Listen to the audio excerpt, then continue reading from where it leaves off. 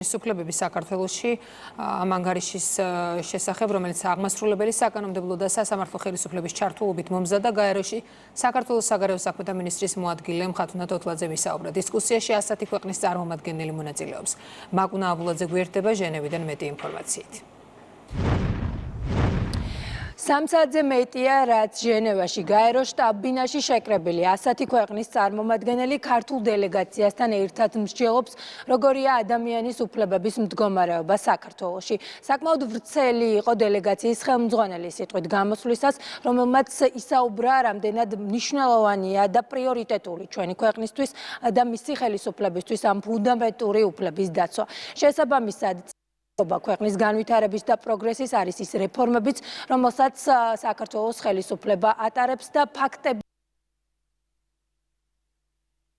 უსაფრთხოების მხრივ არსებული გამოწვევების მიუხედავად გასული წლების განმავლობაში განხორციელებული რეფორმების შედეგად საქართველო იქცა რეგიონულ ლიდერად რამდენიმე სფეროში, მაგალითად მსოფლიო სამართლის პროექტის 2025 წლის სამართლის უზენაესობის ინდექსში საერთო ქულით საქართველო მსოფლიოს 153 ქვეყნიდან 52 ადგილს იკავებს. გასული 5 წლის განმავლობაში ჩვენი ეკონომიკური ზრდის საშუალო მაჩვენებელი დაახლოებით 9.3% იყო, ევროპაში ყველაზე მაღალი. აღნიშნული ეკონომიკური წარმატება ქვეყანაში განხორციელებული ეკონომიკური რეფორმების შედეგია. ეს აგრეთვე განაპირობა იმან, რომ რეგიონში საქართველოს კორუფციის ყველაზე დაბალი დონე აქვს. ჩვენი ერთ-ერთი საკვანძო მიზანი ეკონომიკური ზრდის ფონზე სიღარიბის დონის დაწევა. 2024 წელს სიღარიბის დონე 9.4% იყო. ჩვენი მიზანია 2028 წლისთვის სიღარიბის დონე 4%-ს ჩამოსცდეს. ქალთა მიმართ და ოჯახში ძალადობის აღმოფხვრის მიმართულებით რამდენიმე ზომა იქნება მიღებული. კიდევ ერთი განზომილება ბავშვის უფლებათა დაცვა. აგრეთვე მნიშვნელოვანი ნაბიჯები გადაიდგა სექსუალური ძალადობისგან ბავშვთა დაცვისა და ფსიქოლოგიური რეაბილიტაციისა და უსახლკარო ბავშვების ინტეგრაციის მხრივ, ქუჩაში მცხოვრები და მომუშავე ბავშვების ჩათვლით. კიდევ ერთი ასპექტი შეზღუდული შესაძლებლობების მქონე პირთა უფლებებისა და დამოუკიდებლობის დაცვა. სამოქალაქო თანასწორობის და ინტეგრაციის თაობაზე აღნიშნული პოლიტიკის ეფექტიანი განხორციელების ერთ-ერთი მთავარი მექანიზმი 2021-2030 წლებისთვის სამოქალაქო თანასწორობისა და ინტეგრაციის სახელმწიფო სტრატეგია და შესაბამისი ორწლიანი სამოქმედო გეგმებია, რომელთა მიზანი თანასწორობაზე დაფუძნებული კულტურულად მრავალფეროვანი დემოკრატიული საზოგადოების შემდგომი გაძლიერება. ყველანი ვთანხმდებით, რომ სამართლის უზენაესობა და სასამართლოს დამოუკიდებლობა ადამიანის უფლებათა გამოყენების ერთ-ერთი წამყვანი ინდიკატორია. ამ მხრივ ყველაზე ობიექტური საზომია ადამიანის უფლებათა ევროპული სასამართლოს სტატისტიკა, რომლის თანახმად სასამართლოში საქართველოდან წარდგენილი სარჩელების რაოდენობა ბოლო 15 წელიწადში არსებითად შემცირდა. როცა ადამიანის უფლებების დაცვაზე ვსაუბრობთ, ბუნებრივია უმაღლესი ტრიბუნიდან განსაკუთრებული ყურადღება გამახვილდა ჩვენი ქვეყნის ოკუპირებულ ტერიტორიებზე არსებულ მდგომარეობაზე. სამწუხაროდ ჩვენს ქვეყანას ოკუპანტი რუსეთის გამო არ აქვს შესაძლებლობა ადამიანების უფლებები დაიცვას, თუმცა შესაძლებლობების ფარგლებში საქართველო ყველა საერთაშორისო ბერკეტს იყენებს. საუბედუროდ რუსეთის ფედერაციის მიერ მისი სამხედრო აგრესიის შედეგად საქართველოს აფხაზეთსა და ცხინვალის რეგიონების უკანონო ოკუპაციის გამო მოკლებული ვართ შესაძლებლობას ყველაზე მოაღნიშნული ზომა ოკუპირებულ რეგიონებშიც განვახორციელოთ. ორივე ოკუპირებულ რეგიონში ადამიანის უფლებათა კუთხით არსებული და ჰუმანიტარული ვითარება დღითიდღე უარესდება. საოკუპაციო ძალის მიერ ხსენებულ რეგიონში ადამიანის უფლებათა დარღვევები მათ შორის მოიცავს სიცოცხლისა და მშობლიურ ენაზე განათლების უფლებების დარღვევას, წამებასა და არაადამიანურ მოპყრობას, უკანონო დაკავებებსა და ეთნიკურ ნიადაგზე დისკრიმინაციას. ადამიანის უფლებების მხრივ ოკუპირებულ ტერიტორიებზე არსებული მძიმე მდგომარეობა განსაკუთრებით შემაშფოთებელია იმის გათვალისწინებით, რომ ადამიანის უფლებათა საერთაშორისო მექანიზმებს არ ეძლევათ ამ რეგიონებში შესვლის შესაძლებლობა. რუსეთის ფედერაცია როგორც საოკუპაციო ძალა და ეფექტიანი კონტროლის განმახორციელებელი სახელმწიფო სრულადაა პასუხისმგებელი ოკუპირებულ ოკუპირებულ რეგიონებში ადამიანის უფლებათა დარღვევაზე. Როგორც ეს დადასტურებულია ადამიანის უფლებათა ევროპული სასამართლოსა და სისხლის სამართლის საერთაშორისო სასამართლოს გადაწყვეტილებებში. მიმდინარე ოკუპაციის მიუხედავად საქართველოს მთავრობა თავის მხრივ განაგრძობს ოკუპირებულ რეგიონებში ადამიანის უფლებათა დარღვევებზე რეაგირებას, მათ შორის საერთაშორისო დონეზე საკითხის დაყენებით. როგორც გითხარით, საკმაოდ ბევრია იმ ქვეყნების ჩამონათვალი, რომლებმაც მიიღეს მონაწილეობა დისკუსიაში, იყო პოზიტიური შეფასებები, რაც მოსალოდნელი იყო თუ გავითვალისწინებთ ჩვენი ქვეყნის პროგრესს ბევრი მიმართულებით, თუმცა იყო კრიტიკული მოსაზრებებიც. მაგალითად, ლუქსემბურგი, მალტა, უკრაინისგან და ალბათ არ არის მოულოდნელი თუ ვიტყვი, რომ ეს ქვეყნები აკრიტიკებდნენ ოჯახური ღირებულებების და გამჭვირვალობის შესახებ მიღებულ კანონებს და მეტიც ამბობდნენ, რომ ეს კანონები გასაუქმებელია. თავის მხრივ ამ ბრალდებებზე პასუხი ჰქონდა ქართული დელეგაციის წარმომადგენლებს. ეს პასუხები დადასტურებული იყო ფაქტებით, მათ შორის იმასთან ითქვა ისიც, რომ ეს კანონები არის ჩვენი ქვეყნის ეროვნული ინტერესების და სუვერენიტეტის დაცვისთვის განსაკუთრებით მნიშვნელოვანი. ბრალდებებს უპასუხა შინაგან საქმეთა მინისტრის მოადგილემაც ბრალდებები, რომლებიც შეეხებოდა აქციების მიმდინარეობას და პროცესის მართვას. ჩვენ შეშფოთებულები ვართ ადამიანის უფლებების შეზღუდვების გამკაცრებით, მოიხსნას გამოხატვის, გაერთიანების, მშვიდობიანი შეკრებისა და პრესის თავისუფლების ყველა ბარიერი. ჩრდილოეთ მაკედონია მადლობას უხდის საქართველოს მაღალი დონის დელეგაციას ეროვნული ანგარიშის წარდგენისთვის და ვაფასებთ თქვენს მუდმივ ძალისხმევას ადამიანის უფლებების ხელშეწყობისა და დაცვის ინსტიტუციური და საკანონმდებლო ჩარჩოს გასაძლიერებლად. მადლიერებით აღნიშნავთ ძირითადი სტრატეგიული პოლიტიკის დოკუმენტების მიღებას, ევროკავშირში მიღწეულ პროგრესს, მასთან დაკავშირებულ რეფორმებს და საარჩევნო პროცესის გაუმჯობესებას.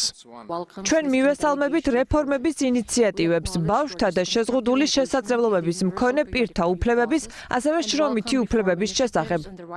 უკრაინა ასევე აღნიშნავს ეროვნულ კანონმდებლობაში ბოლო დროს გადადგმულ ცვლილებებს, რომლებიც საფრთხეს უქმნის სამოქალაქო სივრცის შეზღუდვას და სამოქალაქო საზოგადოებას ძირს უთხრის. კონსტრუქციული ჩართულობის სულის კვეთებით უკრაინა რეკომენდაციას უწევს საქართველოს გაუქმოს უცხოური გავლენის გამჭვირვალობის შესახებ კანონი და უცხოური სააგენტოების რეგისტრაციის შესახებ კანონი, გაათავისუფლოს ყველა პოლიტიკური პატიმარი. მინდა აღვნიშნო, რომ გამოითქვა შეშფოთება საქართველოს ევროპული გზიდან შესაძლო გადახვევასთან დაკავშირებით. მინდა ხაზგასმით აღვნიშნო, რომ ევროკავშირის წევრობა ქვეყნის საგარეო პოლიტიკის მთავარ მიზნად რჩება, რასაც შესაბამისი კონსტიტუციური დებულებები ამყარებს. ამიტომ მტკიცება, რომ საქართველოს მთავრობამ როგორღაც შეაჩერა ევროკავშირთან მოლაპარაკებები, ან გაწევრიანების პროცესი ფაქტობრივად არაზუსტია. ევროკავშირს ჯერ არ მიუღია გადაწყვეტილება საქართველოსთან გაწევრიანების მოლაპარაკებების დაწყების შესახებ. შესაბამისად, რეალურად არ არსებობს მოლაპარაკებების შეჩერების საკითხი. მთავრობა აღიარებს სამოქალაქო საზოგადოების მნიშვნელოვან როლს დემოკრატიულ პროცესებში. უცხოური გავლენის გამჭვირვალობის შესახებ კანონის ძალაში შესვლის შემდეგ საჯარო რეესტრის ეროვნულ სააგენტოში 385 ორგანიზაცია დარეგისტრირდა და ჩარევის გარეშე აგრძელებს ფუნქციონირებას. სამოქალაქო საზოგადოების ორგანიზაციებს გრანტების მიღება არ შეეზღუდათ. გრანტების დამტკიცების ახალი საკანონმდებლო ჩარჩოს ამოქმედების შემდეგ მთავრობამ ოფიციალურად დაარეგისტრირა სულ 108 განაცხადი. დღეისთვის განხილულია 90 განაცხადი. აქედან 27 მილიონ ლარზე მეტი ბიუჯეტის 99% მთავრობამ დაამტკიცა. დანარჩენი 18 განაცხადი, რომელთა საერთო ბიუჯეტი დაახლოებით 8 მილიონი ლარია, განხილვის პროცესშია. უფლებების დაცვასთან განუყოფელად არის დაკავშირებული გამჭვირვალობის პრინციპი, რომელიც თანამედროვე დემოკრატიების ერთ-ერთ უმნიშვნელოვანეს ინსტიტუციურ მექანიზმს წარმოადგენს. საერთაშორისო პრაქტიკა ცხადყოფს, რომ წარმომავლობა დაუდგენელი ფინანსური ნაკადები მნიშვნელოვან საფრთხეს უქმნის როგორც დემოკრატიულ მმართველობას, ისე სახელმწიფოს სუვერენიტეტს.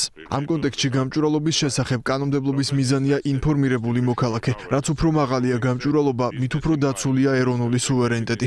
ამასთან საქართველოში დაფიქსირებულია შემთხვევები, როდესაც პოლიტიკური პარტიების მხრიდან წინა საარჩევნო პერიოდში ლიდერები აფუძნებდნენ არასამთავრობო ორგანიზაციებს, იღებდნენ გრანტებს ორგანიზაციების სახელით და რეალურად ხარჯავდნენ მათ პოლიტიკური პარტიების ინტერესების შესაბამისად. ეს არის ანტიდემოკრატიული პრაქტიკა.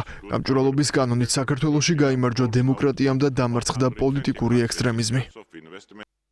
საქართველოში მშვიდობიანი შეკრებისა და მანიფესტაციის უფლება სრულად არის გარანტირებული საქართველოს კონსტიტუციითა და შესაბამისი კანონმდებლობით. Ამ კონტექსტში მოგეხსენებათ, რომ 2024 წლის 28 ნოემბრიდან მიმდინარეობს საპროტესტო აქციები და როგორც თავად აქციის მონაწილეები აცხადებენ, 425 დღეა ისინი პროტესტის რეჟიმში არიან. ის ფაქტი, რომ 425 დღე ნებისმიერ პირს შეუძლია სახელმწიფოს ძირითად საკანონმდებლო ორგანოსთან შეიკრიბოს და გამოხატოს პროტესტი, ნებისმიერ საკითხზე ნათლად მიუთითებს, რომ საქართველოში სრულად არის დაცული მშვიდობიანი შეკრების უფლება. რაც შეეხება 2024 წლის ნოემბრის ბოლოს და დეკემბრის დასაწყისში განვითარებულ მოვლენებს, ეს იყო არა მშვიდობიანი, არამედ კარგად ორგანიზებული ძალადობრივი აქტი, რომელიც დასაწყისიდანვე მიზნად ისახავდა სახელმწიფო გადატრიალებას და საქართველოში ხელისუფლების დამხობას. ამას ადასტურებს საქართველოს პროკურატურის სახელმწიფო უსაფრთხოების სამსახურის და შინაგან საქმეთა სამინისტროს მიერ ერთობლივად ჩატარებული გამოძიება, რომლის საფუძველზეც სახელმწიფოს წინააღმდეგ ჩადენილი დანაშაულების, მათ შორის საქართველოს კონსტიტუციური წყობილების ძალადობით შესვლისკენ სახელმწიფოს ხელისუფლების დამხობისკენ მოწოდების ფაქტზე სისხლის სამართლებრივი დევნა დაიწყო 8 პირის მიმართ. საგულისხმოა, რომ პროტესტის მონაწილეებს აქციაზე ჰქონდათ ისეთი კანონსაწინააღმდეგო ნივთები, როგორიცაა ეგრეთ წოდებული მოლოტოვის კოქტეილები, პიროტექნიკა, რკინის და ხის ხელკეტები, კასტეტები, ეგრეთ წოდებული შურდულები, ქვები, რკინის კონსტრუქციები და სხვა. აქციაზე სათანადო რაოდენობის ადამიანების შეკრებისთანავე ორგანიზებულად იწყებოდა ძალადობრივი პროცესები, რომელიც გადადიოდა პარლამენტის შენობაზე თავდასხმასა და პოლიციელების მიმართ სასტიკ ძალადობაში. აქციის მონაწილეთა მხრიდან ძალადობრივი აქციების შედეგად დაშავდა შინაგან საქმეთა სამინისტროს 171 თანამშრომელი, რომელთაგან თითქმის ყველას გადაუდებელი სამედიცინო დახმარება, ხოლო დიდ ნაწილს ქირურგიული ჩარევაც კი დასჭირდა. ამასთან პარლამენტის შენობაზე მიტანილი თავდასხმების შედეგად ფაქტობრივად სრულად განადგურდა ქვეყნის მთავარი საკანონმდებლო ორგანოს შენობის მნიშვნელოვანი ნაწილი. მიმდებარე ტერიტორიაზე არსებული კერძო და სახელმწიფო ინფრასტრუქტურა და ზარალმა რამდენიმე ათეულ მილიონ ლარს გადააჭარბა. პოლიციის ქმედებების მთავარი მიზანი იყო ძალადობის შეწყვეტა და საზოგადოებრივი წესრიგის აღდგენა.